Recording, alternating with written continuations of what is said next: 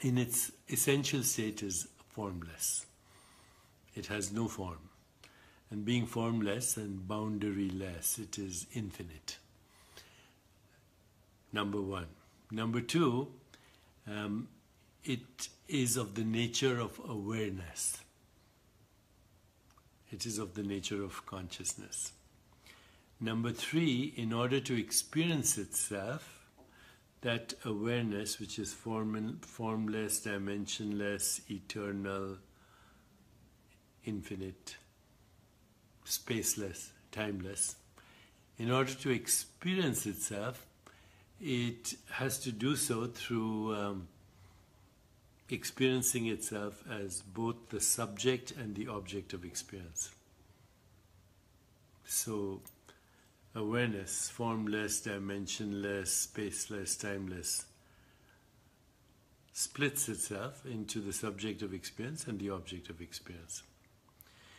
And so every experience requires, in that split, three aspects. One is that which we call the experiencer, the observer, the seer.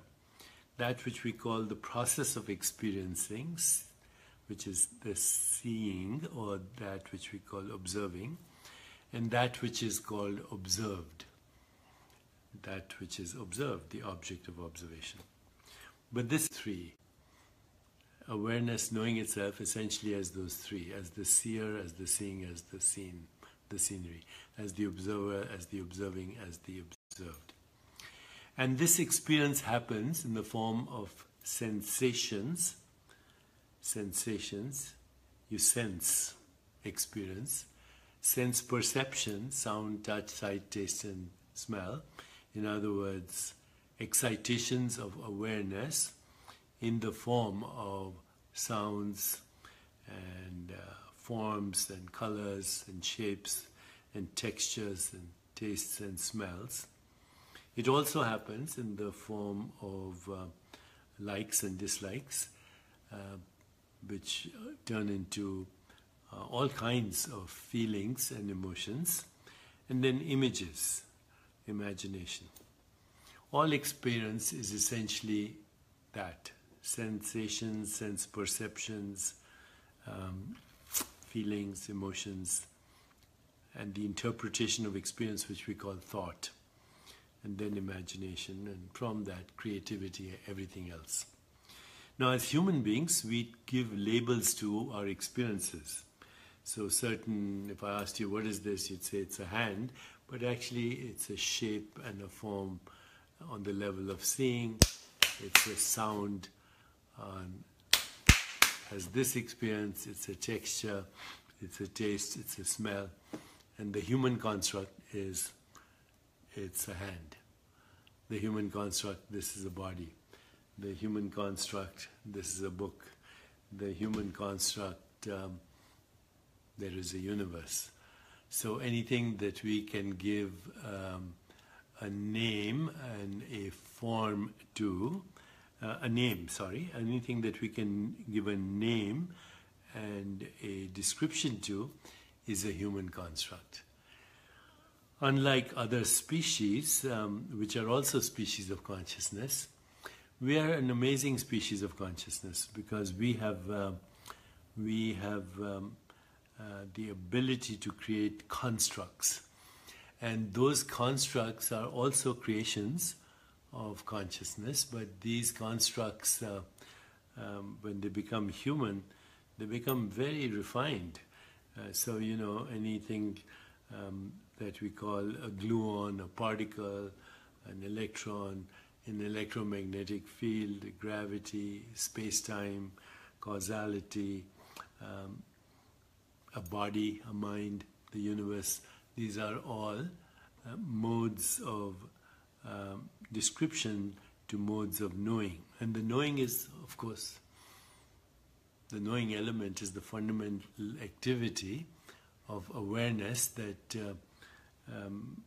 modulates itself, excites itself, and expresses itself as sensations, sense perceptions, images, feelings, thoughts, and and everything that we call experience.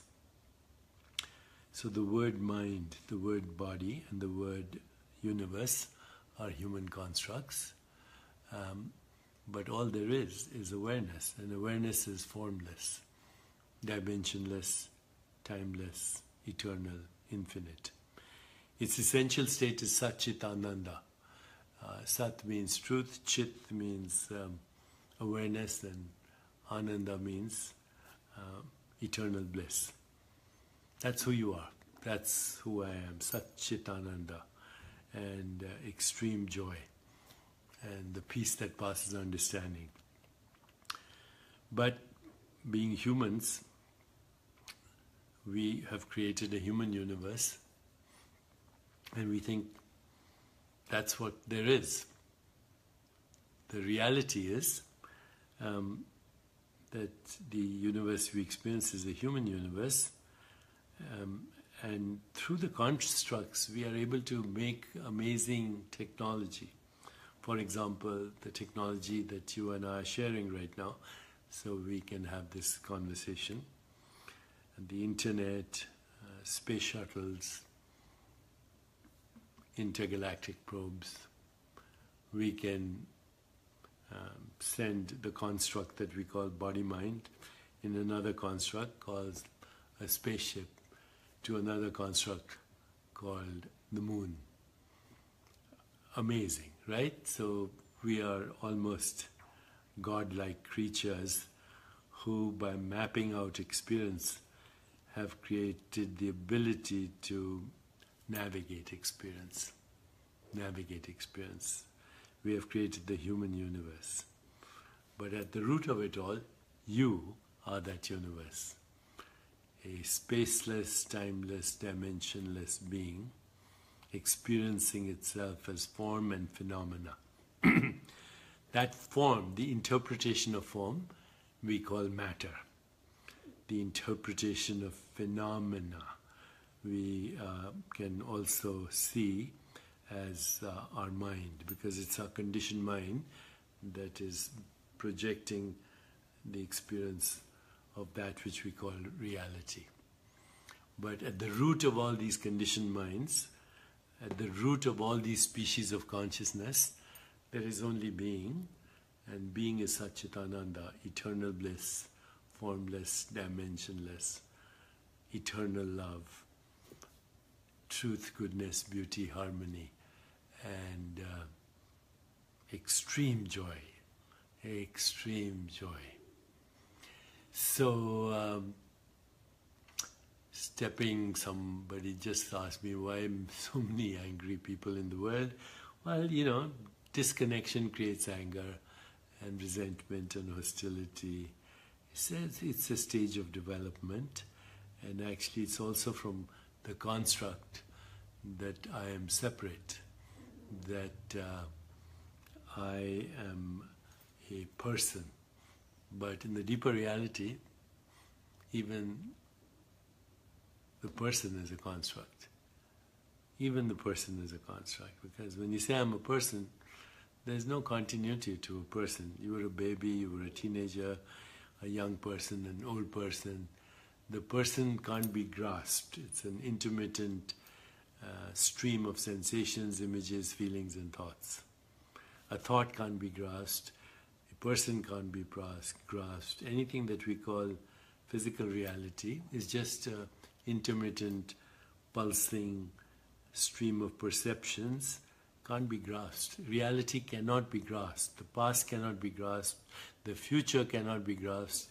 And that which we call now, the present moment, cannot be grasped because it's over as soon as it's born. So in the deeper reality, there's no such thing as a person. You say, oh, I'm the same person I was when I was 10 years old or a 5-year-old.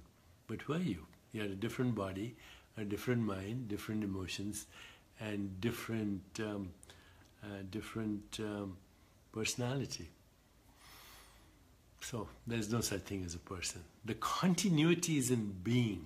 Being is the awareness in which the person is a process. Being is the presence, the awareness, the consciousness in which the person is a process.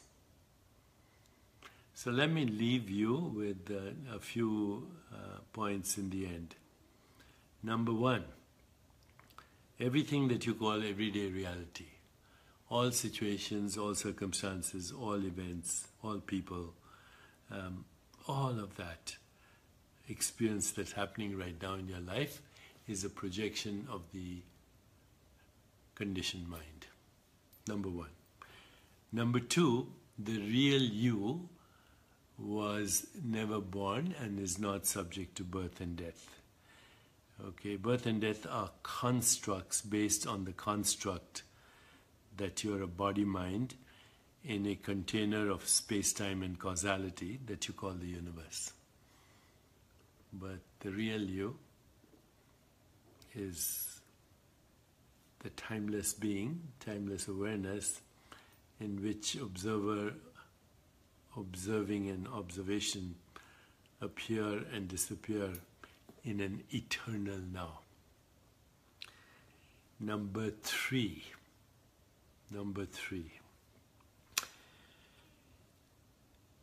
The real you is also timeless, spaceless, dimensionless. I've already said that, but worth noting again. And finally, if you can see it, touch it, taste it, smell it, if you can think about it, if you can conceptualize it, if you can imagine it, if you can touch it, it's not real. By real, I mean it's an impermanent, evanescent, transient appearing and disappearing of excitations of the self. Vikal says, why are we here? I'll answer that. So, if you can touch it, taste it, smell it, imagine it, conceptualize it, define it, describe it, it's not real. By real meaning, it's just a temporary, evanescent, it's a temporary, ephemeral, transient arising and subsiding of your own being, which is formless. Formlessness takes form and phenomena, but form and phenomena cannot be grasped. Only there is presence, eternally and now. And now is not a moment in time. Now is the awareness, non-local, our true identity. The self of the universe, which is also the self of you and me, or that which we call you and me. Once again, the book is called A Mind at Home with Itself, Byron Katie, with Stephen Mitchell, and it's worth reading simply because her method of inquiry, is it true? Can you absolutely know that it's true? How do you react? What happens when you believe that thought? Who would you be without that thought? And you'll see the thoughts then, and sensations, and sense perceptions, and feelings, and images, they're all intertwined. They're all intertwined. They're all entangled.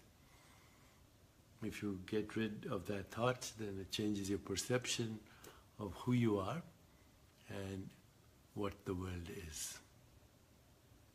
Take care, my friends, and remember, this is a good book. You'll benefit. I enjoyed it thoroughly as well. Thank you.